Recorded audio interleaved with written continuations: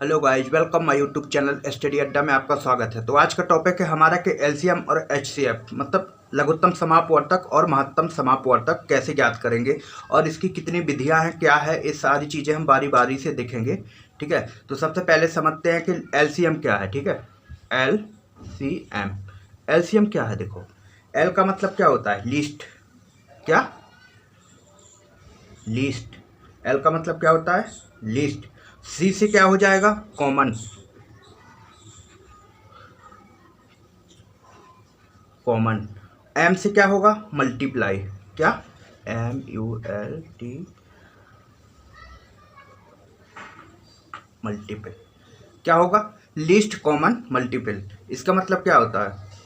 लघुत्तम समापवर्तक। क्या? लघुत्तम समापवर्तक यानी और इसमें क्या ज्ञात करेंगे? इसमें मल्टीप्लाई मीन्स गुना। ठीक है गाइस, तो इसका मतलब क्या होता है? List common multiple. और HCF का मतलब क्या होता है?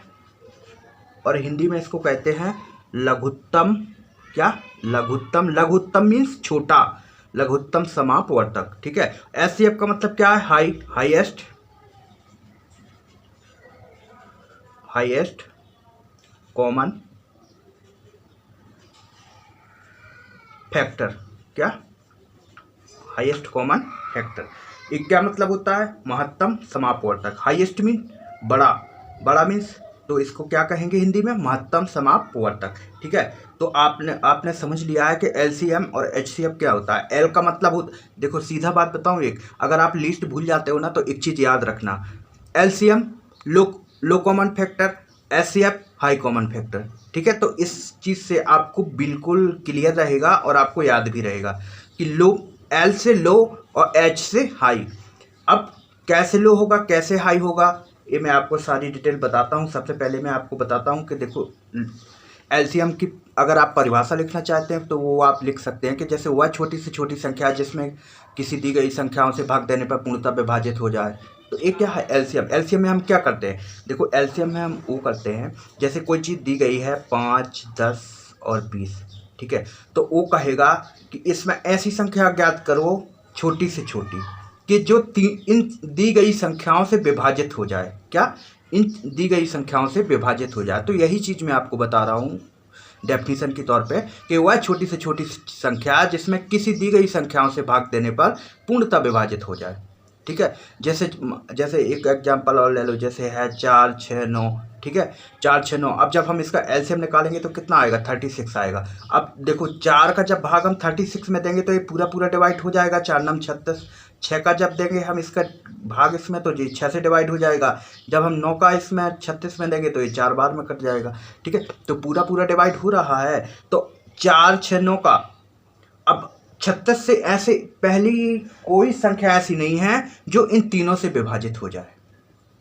इसलिए तो मैं कह रहा हूं ये क्या है? हमारा लो कॉमन फैक्टर। क्या? Low common factor means least common multiply. ये क्या है? एलसीएम। ठीक है, तो इस तरीके से आपको देखना। अगर यही चीज अगर आपसे पूछता कि इस चीज का एचसीएफ क्या होगा, देखो इसका एचसीएफ क्या होगा। पहली बात तो इसका एचसीएफ 2 होगा। क्यों? क्योंकि देखो 2 से कटेगा 4, 6 से कटेगा 2, लेकिन इसका एचसीएफ 1 होगा। क्यों? क्योंकि 1 से कट रहा है ये सारी चीज़ें। तो ये हो गई क्या? हमारा हाई कॉमन फैक्टर। और वो क्या होगा? एलसीएम। ये हमारा एलसीएम हो गया है। ठीक है, तो उम्मीद है कि समझ में आया होगा। मैं बताता हूँ आपको कि कितने टाइप का होता है, फिर एक एक विधि आपको बताता हूँ। ठीक है, तो इनकी विधियां क्या है ज्ञात करने की। ठीक है, तो विधियां देखते हैं। विधियां कितनी है? 3 विधि हैं। कितनी? 3 विधि। ठीक है, पहली नंबर कौन सी है हमारी? भाग विधि द्वारा। भाग भाग विधि द्वारा। ठीक है, सेकंड नंबर की कौन सी है? अभाज्य गुणनखंड विधि द्वारा। कौन? अभाज्य गुणनखंड। अभाज्य गुणनखंड विधि। ठीक है, अब आई थर्ड नंबर कौन सी है? गुणनखंड और गुणज विधि। गुणनखंड गुणनखंड विधि। ठीक है। तो हम इसको 3 टाइप से 3 तरीके से ज्ञात कर सकते हैं। कैसे? पहले तो भाग विधि द्वारा ज्ञात कर सकते हैं। अगर आपको भाग विधि नहीं आती है तो आप अभाज्य गुणनखंड विधि के द्वारा ज्ञात कर सकते हो इनके क्या एलसीएम और एचसीएफ। और अगर इससे नहीं करना है तो आप गुणनखंड विधि के द्वारा सॉल्व कर सकते हैं। ठीक है। तो पहले देखते हैं कि हम भाग विधि से कैसे ज्ञात करेंगे। ठीक है, कैसे भाग विधि से कैसे ज्ञात करेंगे। तो ठीक है, पहला वाला बाकी सब अरेंज करता हूँ। बाकी पहली विधि लेके चलते हैं कि भाग विधि द्वारा एलसीएम ज्ञात करना। ठीक है, ठीक है गाइस। तो हेडिंग है हमारी कि भाग विधि द्वारा एलसीएम और एचसीएफ ज्ञात करना। ठीक है, तो कैसे ज्ञात करेंगे भाग विधि के द्वारा। इसमें क्वेश्चन कैसे बनता है, जैसे जो इसमें क्वेश्चन दिया जाएगा उसमें कुछ संख्याएं दे दी जाएंगी। जैसे कि क्वेश्चन क्या होगा हमारा एलसीएम का, एलसीएम। ठीक है, एलसीएम के लिए है कि कुछ संख्या दी गई होगी, जैसे 12, 18 और 30 और 45। 45 का भाग विधि के द्वारा एलसीएम ज्ञात करो। ठीक है, इस तरीके से मैं पूरा लिख दूं क्या, भाग विधि से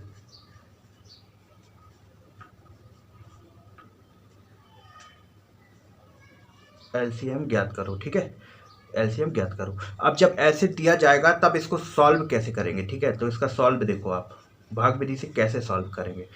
देखो संख्या दी गई होगी 12, 18, 30 और 45। ठीक है, अब भाग विधि से कैसे, तो देखो सबसे पहले आप ऐसे एक हाशिया खींच लेना और इसके बाद आप भाग लगाना। ठीक है, सबसे पहले आप क्या करोगे, सबसे पहले आप सबसे छोटी संख्या से भाग लगाना जो जा रहा हो। 1 से तो देखो सब सारी संख्या में भाग चला जाता है। इसके बाद हम किससे भाग देंगे, 2 से। देखो 2 का भाग हमारा 12 में जा रहा है। ठीक है, तो कितनी बार में जाएगा, 6 बार में। 18 में भी जा रहा है, कितनी बार में जाएगा, 9 बार में। अब 2 का भाग 30 में देंगे तो कितनी बार में जाएगा, 15 बार में। अब 2 का भाग 45 में देंगे तो नहीं जाएगा। तो जिसमें भाग ना जाए वो संख्या वैसी की वैसे ही उतार देना है नीचे। ठीक है, तो ये 45 का 45 रहेगा। अब देखो अब किससे भाग देंगे, अब देखो फिर से एक 2 का भाग जा रहा है, क्यों, 6 में जा रहा है, बाकी संख्याओं में नहीं जा रहा है। ठीक है, तो जब हम 2 का भाग 6 में देंगे तो कितनी बार में जाएगा, 3 बार में।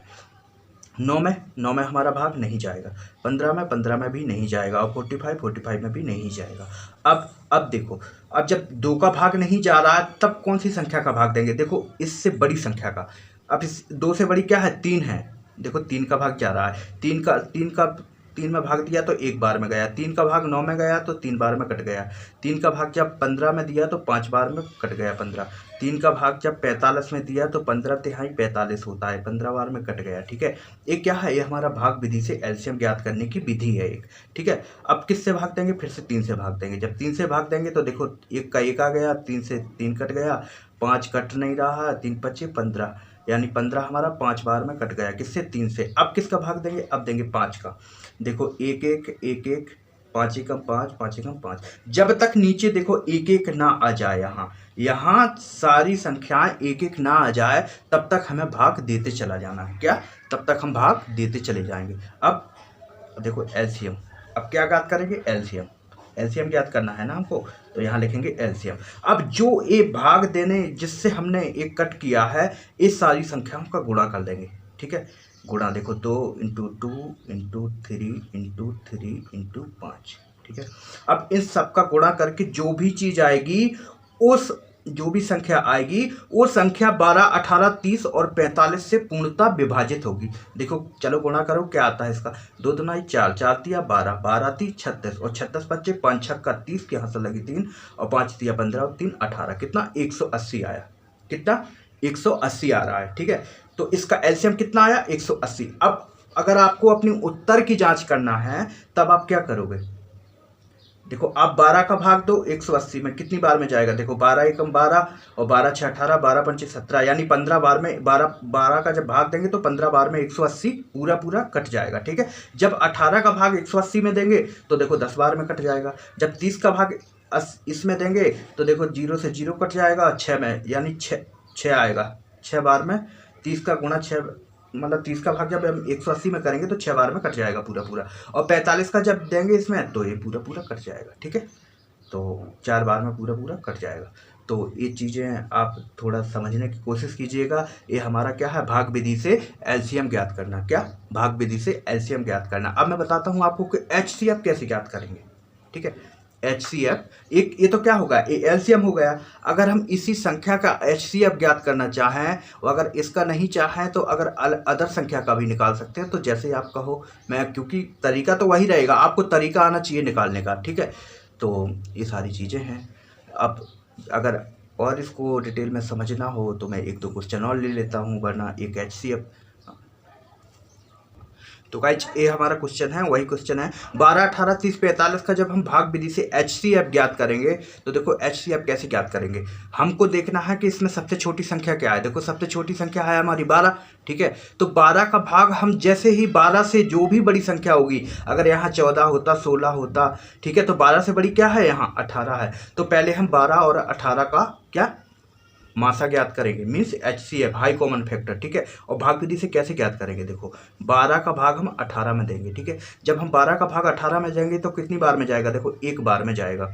और 12 से 18 जब हम घटाएंगे तो कितना बचेगा, 6 बचेगा। अब देखो जो इसका शेष आया है, इस शेष का भाग हम इसके भाजक में देंगे, किसके भाजक में, ठीक है। तो 6 का भाग जब हम 12 में देंगे तो कितनी बार में जाएगा, 2 बार में जाएगा और ये पूरा पूरा कट जाएगा। अर्थात 12 और 18 इन दो संख्याओं का HCF क्या है, देखो 6 है, ठीक है। मैं यहाँ लिखे देता हूँ क्योंकि इसी तरीके से आपको ज्ञात करना पड़ेगा। बाकी जो विधियाँ बताएंगे ना उसमें आसान होगा, लेकिन मेरा मकसद है कि आपको तीनों विधि आना चाहिए और तीनों विधियों से आप आराम से सीख सकें। तो जो आपको सिंपल लगे, जो आपको सरल लगे, आप अपना काम चला सकते हैं, ठीक है। तो ये क्या है, देखो 12 और 18, 12 और 18 का मासा क्या आया, 6 आया ना। क्योंकि जहाँ जीरो हो जाए, जहाँ पूरा पूरा पद कट जाए, यही प्रक्रिया चलती रहेगी। इस शेष का भाग हम भाजक में देते चले जाएंगे और जब तक शून्य ना हो जाए, और जहाँ शून्य हो जाए वही भाजक या पिछली बार का शेष या वही भाजक क्या होगा, उस संख्या का मासा होगा। तो 12, 18 का मासा क्या हो गया, 6। अब देखो इन दो संख्याओं का निकल आया है, अब निकालना है हमको 30 और 45 का। तो हम 6 का भाग लगाएंगे किस में, 30 में। क्यों, क्योंकि हमको 6 और 30 का मासा ज्ञात करना है ना, 6 और 30 का, 6 और 30 का, ठीक है। तो जब हम 6 और 30 का मासा ज्ञात करेंगे तो 6 का भाग हम इस 30 में देंगे तो 5 बार में जाएगा और ये पूरा पूरा कट जाएगा, कट गया। तो तब यहाँ क्या हुआ, देखो यहाँ ये निष्कर्ष निकला कि 12, 18 और 30 का मासा का मासा कितना आया, 6 ही आया ना, 6 जी। अब निकालना है हमको, जब इन तीन संख्याओं का मासा 6 है तब चौथी संख्या क्या बची है हमारी, 45। अब हम 6 का भाग किस में देंगे, 45 में। 6 का भाग हम देंगे किस में, 45 में, ठीक है। जब 45 में भाग देंगे तो कितनी बार में जाएगा, देखो 7 बार जाएगा, 6 7 42। और जब 45 में से 42 घटाएंगे तो क्या बचेगा, 3। और मैंने कहा था कि जो शेष आए उस शेष का भाग हम भाजक में लगाएंगे, किस में, भाजक में लगाएंगे, ठीक है। तो इस 3 का भाग हम जब 6 में देंगे तो कितनी बार में, 2 बार में जाएगा, और 3 दूनाई 6, ये पूरा पूरा कट गया।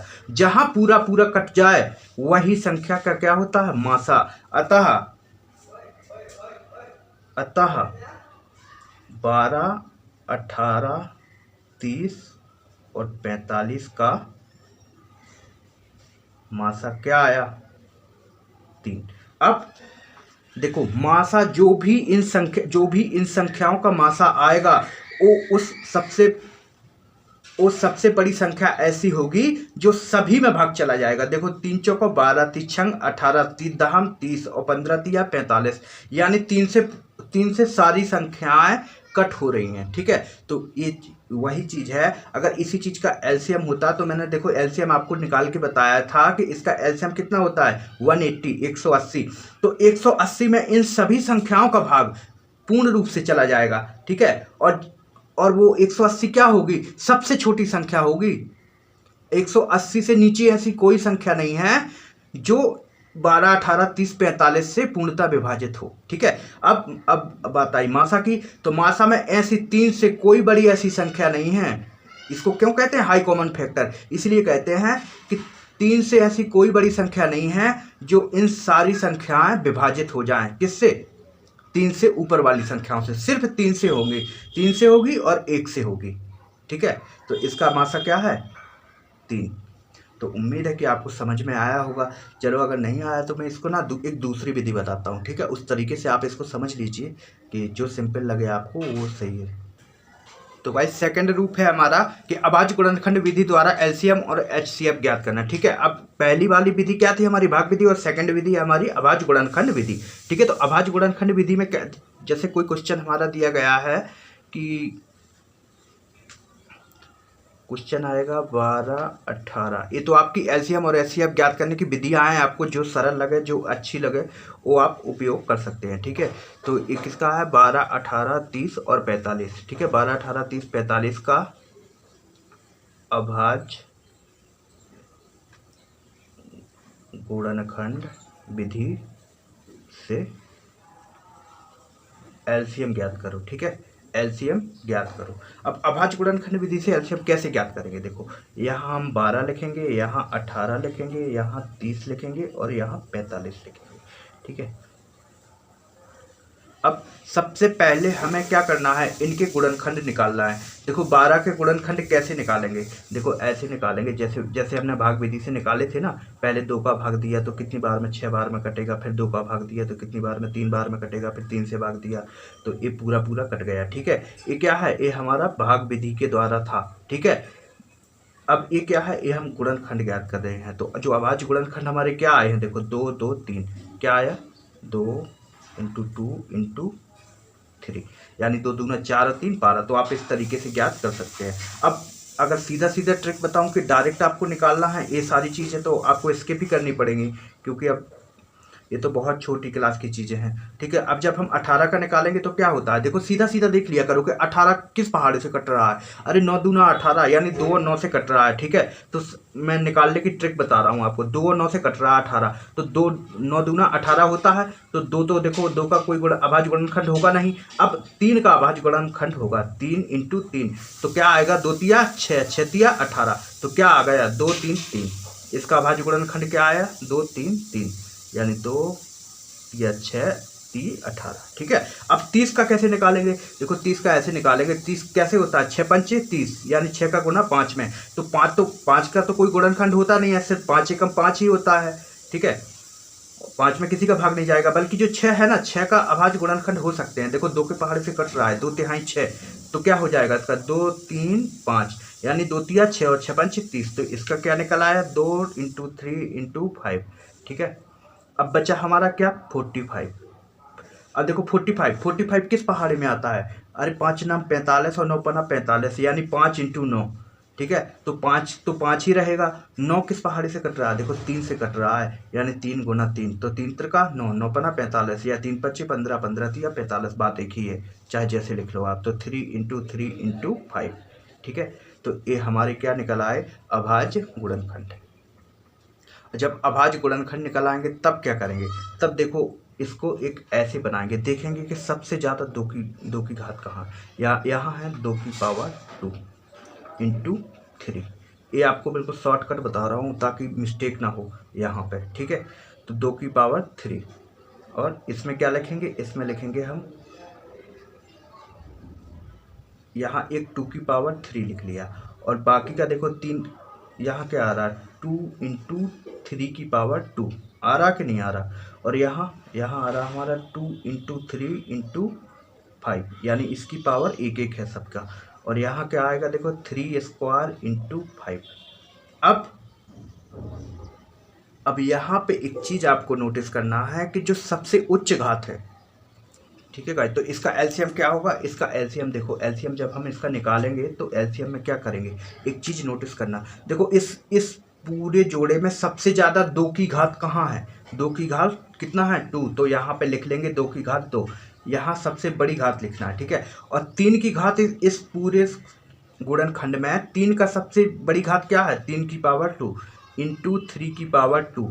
अब देखो 5 हमारा कितनी बार है, 5 है हमारा 1 बार, कितनी बार 1 बार, तो सिर्फ 5 की पावर 1, यानी 1 ही बड़ी है, तो हम 1 5 लिख लेंगे और बाकी सारे का गुणा कर लेंगे। देखो इसका मतलब क्या होता है 2 × 2, यानी 2 बार 2 2 का गुणा, 3 × 3 क्या होता है, यानी 2 बार 3 का गुणा × 5। अब जब हम इन सब का गुणा करेंगे तो देखो कितना आ रहा है, 2 2 4, 4 तिया 12, 12 × 3 = 36, और 36 पंचे 5 6 का 30 के हंसा लेंगे 3, 5 × 15 और 3 18, 180 आ गया।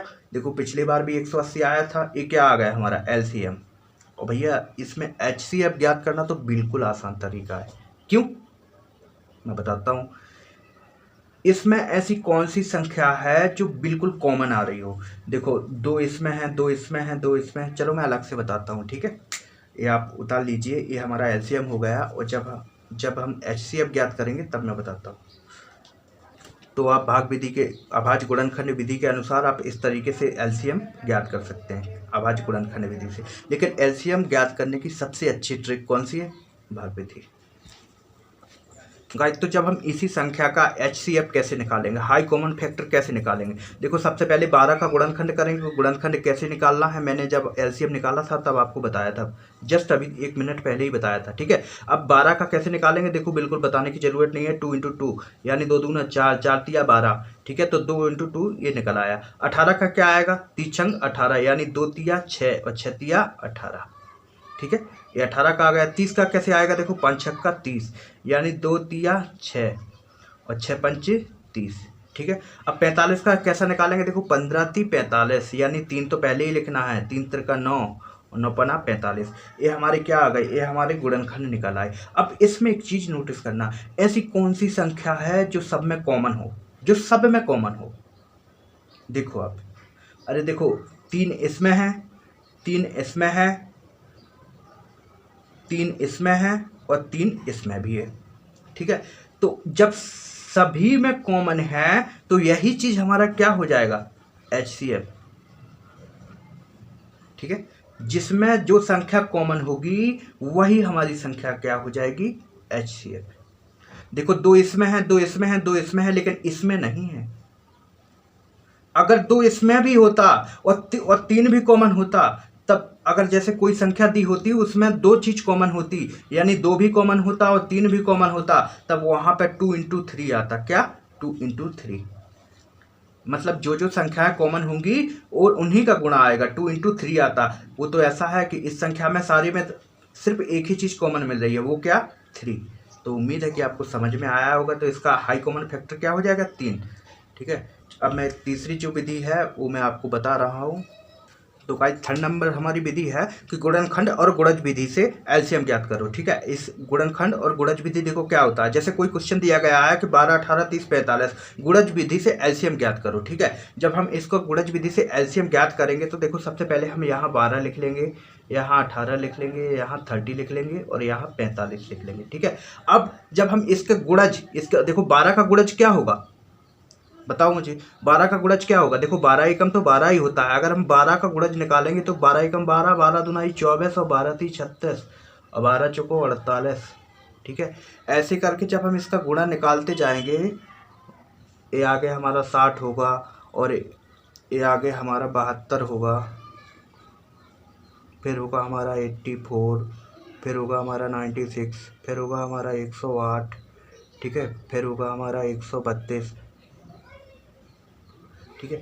अब तुम सोचोगे कि भाई ऐसे कहाँ तक लिखना है, ठीक है। तो इसको अभी यहीं तक छोड़ दीजिए। अब हम निकालेंगे किसका, 18 तक। क्यों, क्योंकि वो चीज़ हम बाद में डिसाइड करेंगे। जब हम 18 का निकालेंगे तो 18 का क्या होता है, देखो पहले तो 18 ही हो जाएगा, फिर हमारा 36 हो जाएगा, फिर हमारा 54 हो जाएगा, ठीक है। ऐसे ऐसे करके डॉट डॉट लगा के, मैं डॉट डॉट लगा के लिखूँ या पूरा लिख दूँ, बताओ आप, ठीक है। ये 72 हो जाएगा, ये हमारा 90 हो जाएगा, ये हमारा 108 हो जाएगा, ये हमारा 126 हो जाएगा और ये हमारा 144 हो जाएगा और ये हमारा 162 हो जाएगा, ठीक है। अब हम इस तरीके से अगर लिखते जाएंगे तब हमको कैसे पता चलेगा कि हमको लिखना कहाँ तक है। पहले जब हम चारों का लिखेंगे ना तब हमको मालूम होगा कि हमको कहाँ तक लिखना है। क्यों, क्योंकि जो संख्या इसमें सभी में कॉमन होगी वही हमारी क्या होगी, LCM होगी, ठीक है। तो अब हम 30 का निकालेंगे। जब हम 30 का निकालेंगे तो देखो 30 का 30 हुआ, थोड़ा गैप दे के लिखना पड़ेगा, ये 30 हुआ और ये हमारा 45 हुआ, ठीक है। जब हम 30 का लिखेंगे तो 30 का हमारा एक 30 हो गया, एक हो गया 60, एक हो गया हमारा 90, एक हो गया हमारा 120 और एक हो गया हमारा 150 और एक हो गया हमारा 180 और एक हो गया हमारा 210, ठीक है। ये चीज़ हो गई। अब हम जब 45 निकालेंगे तो एक हो गया हमारा देखो 45 और एक हो गया हमारा 90 और एक हो गया हमारा 135 और एक हो गया हमारा 180 और एक हो गया हमारा 225, ठीक है, ये चीज़ हो गई है। अब देखो हमें 12 का गुणज कहाँ तक लिखना है। हम देखो 180 इसमें कॉमन मिल रहा है, 180 इसमें कॉमन मिल रहा है, और अगर हम 18 का आगे जब पढ़ेंगे 162 से, तो 162 के आगे वाला गुणज क्या आएगा, 180 ही तो आएगा। तो 180 इसमें भी कॉमन हो गया, और देखो 108 होगा जी, 132 हुआ, देखो 132 के बाद हो जाएगा हमारा क्या, 144, और 144 के बाद हो जाएगा हमारा 156, और 156 के बाद हो जाएगा हमारा 180। ठीक है, ये 12 के हमारे गुणज हो गए। अब देखो नोटिस करो, यहाँ 180 है, यहाँ 180 है, 18 के गुणज में भी 180 है, और 12 के गुणज में भी 180 है। अब जब और कोई संख्या नहीं मिलने वाली, और जहां हमारी ये चारों में एक सेम संख्या मिल गई, वही क्या है हमारा एलसीएम, कितना 180, क्या है, वही चीज़ हमारा एलसीएम होगा। तो ये हमारी गुणज के अनुसार हो गई, लेकिन मेरी आप लोगों से एक ही सलाह है कि आप इसको भाग विधि से सॉल्व कीजिए, क्योंकि टाइम भी कम लगेगा और जल्दबाजी भी हो जाएगी। तो चलो अब देखते हैं कि अगर इसी में देखना है तो मैं, ठीक है गाइस, तो उम्मीद है कि आपको समझ में आया होगा।